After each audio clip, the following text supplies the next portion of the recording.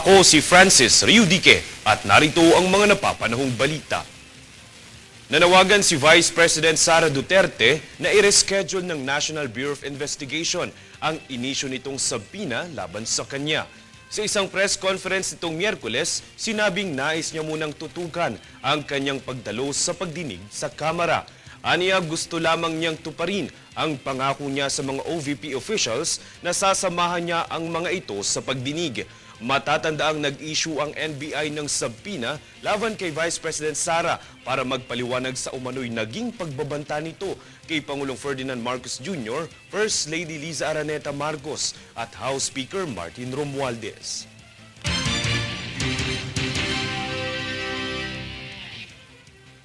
Samantala, niyanig ng isang magnitude 5.7 na lindol ang Tarlac ngayong araw ng Huwebes, mag-aalas 6 ng madaling araw. May lalim itong halos magdadalawang-daang kilometro. Tectonic po ang pinagmulan ng lindol kung saan naitala ang Intensity 3 sa ilang bahagi ng Pangasinan. Intensity 2 naman sa ilang bayan sa Tarlac, Dagupan, Zambales, Olongapo, Mountain Province at Ilocos Sur. Samantala, Intensity 1 naman sa Pampanga, Bataan, Nueva Ecija, La Union, Bulacan, Ilocos Norte at Navotas. Bagamat walang inaasahang danyos mula sa lindol, asahan pa rin ang aftershocks mula rito.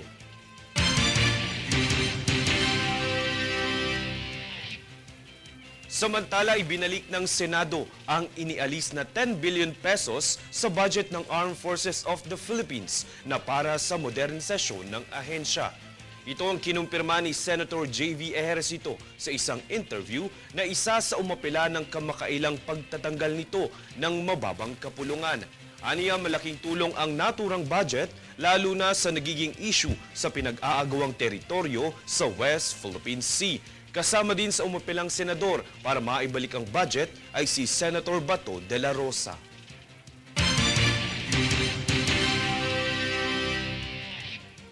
Kami ang boses ng pagbabago. Ako si Francis Riudique at ito ang News Force. Sa ulo ng mga balita, VP Sara sinabing magsasampa ng patong-patong na kaso laban sa PNP. HIV care ng Pilipinas, popondohan ng United States. Umano'y budget cut ng pamahalaan sa PhilHealth, binatikos ng ilang mga health advocates. 10 billion pesos na inalis sa pondo ng AFP, ibinalik ng Senado. Magnitude 5.7 na lindol, tumama sa Tarlac. Aftershocks, asahan. At automated counting machines para sa 2025 elections, kumpleto na. Patas at pantay na balita, komprehensibong ulat para sa pulso ng masa. Ito ang News Force.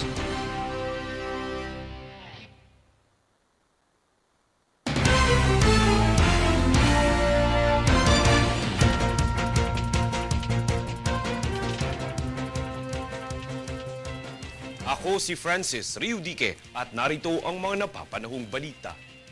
Nilagdaan ng Philippine Health Insurance Corporation o PhilHealth at National Health Security Office ng Thailand nitong Miyerkules ang Memorandum of Understanding o MOU para sa pagsasaayos ng financial coverage upang mas mapabuti ang kalidad ng sistemang pangkalusugan sa Pilipinas. Ayon sa PhilHealth, magsisiguro nito ang mas komprehensibo at mas makakatulong na serbisyong pangkalusugan. Sakop ng sistema ang lahat ng diagnosis at procedure codes kasabay ng mga komplikasyon at haba ng pananatili sa pasilidad. Sinasalamin din nito ang mas angkop na estimasyon ng magiging gastos sa ospital.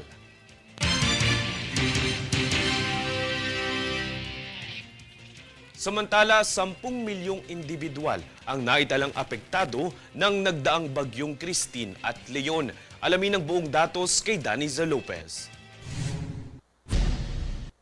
Sa pinakahuling ulat ng Department of Social Welfare and Development, Disaster Response Operations Management Information and Communication o DSWD Dromic kahapon, ika-27 ng Nobyembre, dakong alas 6 ng gabi, ay nasa mahigit 10 milyong individual na ang naitalang apektado sa naganap na bagyong Christine at Leon. Ang mga rehiyon na kabilang dito ay ang Ilocos, Cagayan Valley, Central Luzon, Calabarzon, Mimaropa, Bicol, Western Visayas, Central Visayas, Eastern Visayas, Zamboanga Peninsula, Northern Mindanao, Davao, Soxargen, Caraga, Car at Barm. Nasa mahigit 13,000 barangay naman ang kasalukuyang bilang ng mga apektado habang higit 2 milyong pamilya naman ang naitala. Samantala, 15,000 kabahayan at higit pa ang tuluyang nasira at higit 100,000 naman ang bahagyang nasira. Sa tala, umabot na sa mahigit 1 bilyong piso ang naipamahaging humanitarian assistance ng DSWD habang kasalukuyang nasa 2 bilyong piso mahigit ang available relief resources ng kagawaran. Nagpapatuloy pa rin hanggang sa ngayon ang pre-positioning ng Family Food Packs o FFPs para tiyakin ang sapat na supply nito sa oras na kailanganin para ipamahagi. Daniza Lopez, nag-uulat para sa One Media Network.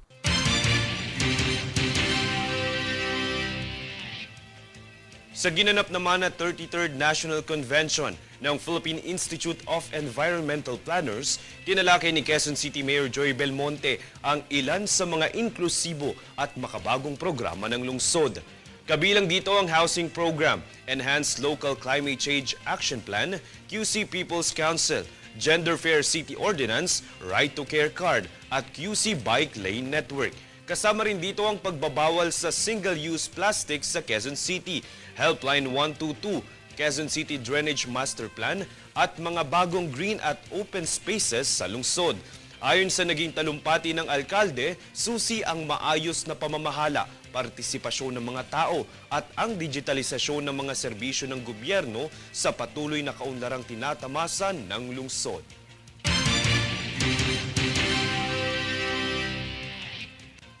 Kami ang boses ng pagbabago.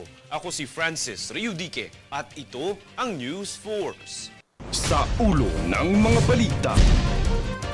VP Sara sinabing magsasampa ng patong-patong na kaso laban sa PNP. HIV care ng Pilipinas popondohan ng United States. Umano'y budget cut ng pamahalaan sa PhilHealth, binatikos ng ilang mga health advocates.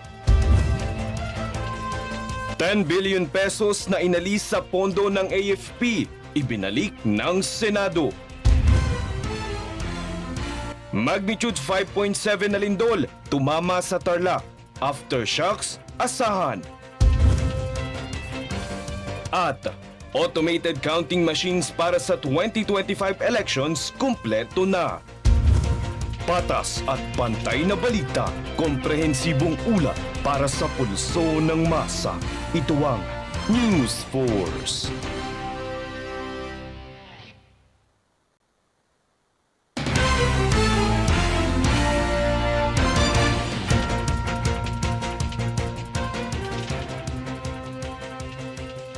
Ako si Francis Riudique at narito ang mga napapanahong balita. Na-deliver na at kumpleto na ang kabuang 110,620 na automated counting machines na gagamitin para sa midterm elections sa Mayo sa susunod na taon. Kasalukuyan na itong nasa warehouse ng Commission on Elections o COMELEC sa Biñan, Laguna. Bukod sa kabuang bilang ng counting machines, nagdagdag pa ang South Korean-based firm na Miru ng libreng 600 makina bilang pangreserba o pangtugon sakaling magkaaberya o karagdagang pangangailangan ng ahensya. Nagpasalamat naman si COMELEC Chair George Erwin Garcia sa Miru sa mabilis na paghahatid ng mga makina na ngayoy sumasailalim na sa hardware acceptance tests.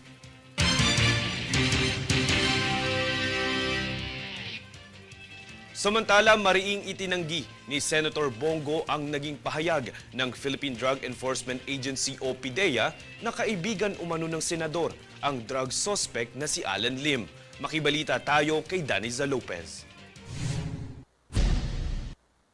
Matapos ipresenta ng Philippine Drug Enforcement Agency o PDEA sa House Quad Committee ang drug matrix nito, ay inihayag ni PDEA Deputy Director General Renato Gumban na malapit na kaibigan daw ni Senador Christopher Bongo ang drug suspect na si Alan Lim, na siyang itinanggi naman ng senador at sinabing pawang paninira lamang dahil panahon na naman ng eleksyon. Itinuri ni Go ang PDEA bilang iresponsable sa mga naging pahayag nito sa pagdinig dahil pinagbabasehan lamang daw nito ang report ng isang hindi credible witness na kailanman ay hindi umano kilala ng senador. Pagdidiin pa niya, galit ito sa droga at sa mga drug lord, kaya't malabo na maging kaibigan nito ang drug suspect. Git pa ni Go, kailanman ay hindi ito sangkot sa iligal na droga at pawang walang katotohanan ang inilabas na pahayag ng PDEA ukol sa koneksyon nito kay Lim. Nanawagan naman ng senador sa mga nasa gobyerno na maging responsable sa kanilang mga iniuulat dahil paulit-ulit na lamang daw umano ang isyu na ito. Daniza Lopez, nag-uulat para sa One Media Network.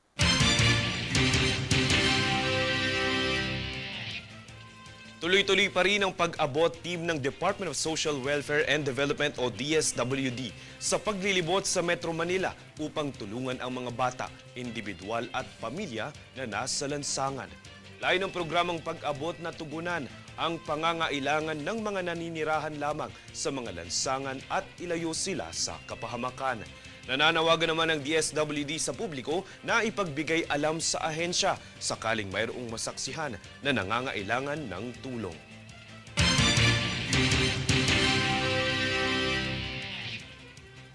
Kami ang boses ng pagbabago. Ako si Francis Riudique at ito ang News Force. Sa ulo ng mga balita. VP Sara sinabing magsasampa ng patong-patong na kaso laban sa PNP. HIV care ng Pilipinas popondohan ng United States. Umano'y budget cut ng pamahalaan sa PhilHealth, binatikos ng ilang mga health advocates. 10 billion pesos na inalis sa pondo ng AFP, ibinalik ng Senado. Magnitude 5.7 na lindol, tumama sa Tarlac. Aftershocks, asahan. At automated counting machines para sa 2025 elections kumpleto na. Patas at pantay na balita, komprehensibong ulat para sa pulso ng masa. Ito ang News Force.